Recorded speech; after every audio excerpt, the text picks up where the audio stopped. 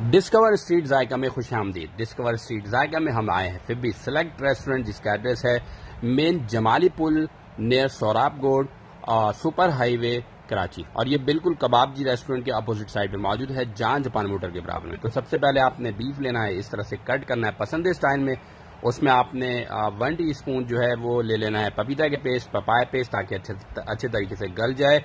इसमें आपने half table spoon जो है लेना है तकरीबन यहाँ पे अदरक लहसुन के पेस्ट, जिंजर गार्लिक पेस्ट और सॉल्ट यहाँ पे आपने हाफ टेबल स्पून ऐड करना है, ठीक है।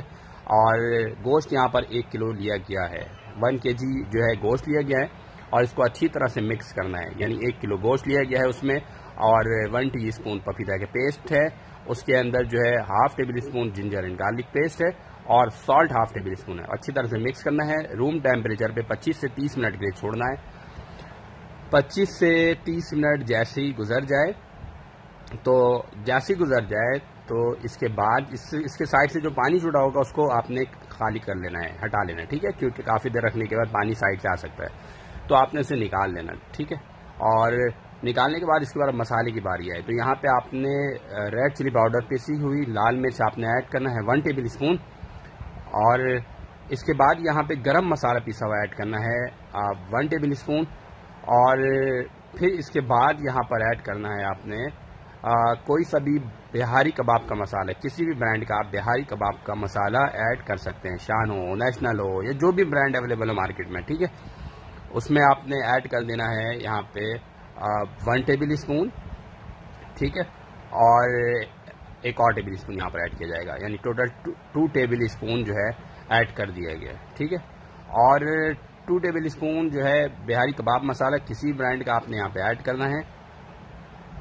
फिर इसके बाद यहाँ पर क्या ऐड करना है, बिहारी कबाब बनाना बहुत आसान है, ठीक है, और बिहारियों की स्पेशलिटी है। अब यहाँ पे आपने खशखाश ऐड करना है, और ये ऐड करना है 1 टीस्पून। खशखाश इजीली मिल जाता है, खशखाश का जो दाना होता है वो आपने ऐड करना है 1 टीस्पून। फिर इसमें आपने ऐड करना है फूड कलर, ठीक है, 1/4 टीस्पून आप ऐड करेंगे फूड कलर, ताकि इसका कलर थोड़ा सा निखरा हुआ आए, ठीक है। और फिर इसके बाद जायफल और जवेत्री का इस्तेमाल भी किया जाएगा।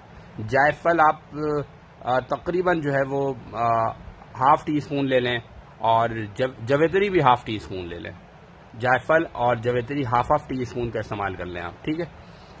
ये बहुत कम लोगों को पता है, बहुत कम लोग डालते हैं जायफल और जवेत्री। बहुत एक्सपेंसिव है क्योंकि ये प्योर बिहारियों का तरीका है।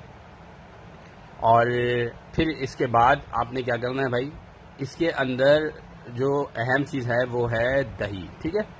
2 टेबल स्पून दही ऐड कर देना है, योगर्ट 2 टेबल स्पून ऐड करना है।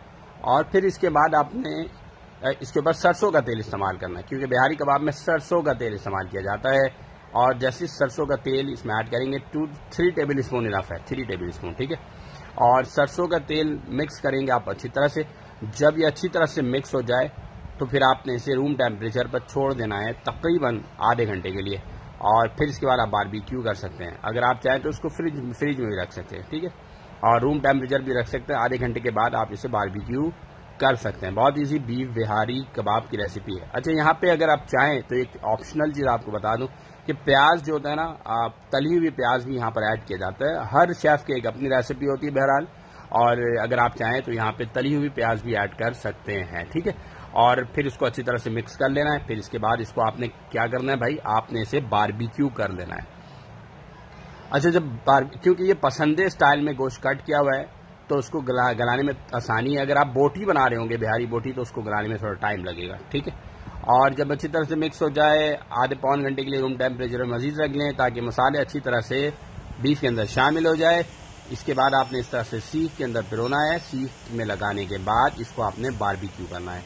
तो इसको बारबेक्यू करने में तकरीबन 15 से 20 मिनट दरकार होते हैं, 20 मिनट लग जाता है। अच्छे तरीके से बारबेक्यू हो जाता है। फिर इसे आप किसी भी चटनी के साथ, इमली की चटनी हो या जो भी चटनी आपको पसंद हो उसके साथ बारबेक्यू जो है वो सर्व कर सकते हैं।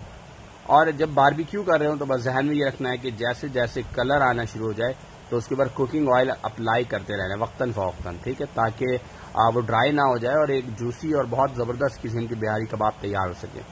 ये बहुत स्पेशल बिहारियों की रेसिपी है। बकरीद के हवाले से तो बहुत स्पेशल है, आम दिनों में भी आप इसे बना सकते हैं। बहुत अच्छी रेसिपी है, बकरीद स्पेशल भी रेसिपी आप कह सकते हैं इसको, और आप लोगों को बहुत पसंद आएगी, ठीक है। तो आपने अगर चैनल को अब तक सब्सक्राइब नहीं किया है तो चैनल को लाजमी सब्सक्राइब कीजिए और बेल आइकन के बटन को लाजमी प्रेस करना आप लोगों को, ताकि हमारी तमाम वीडियो की नोटिफिकेशन आपको मिलती रहे वक्त पर।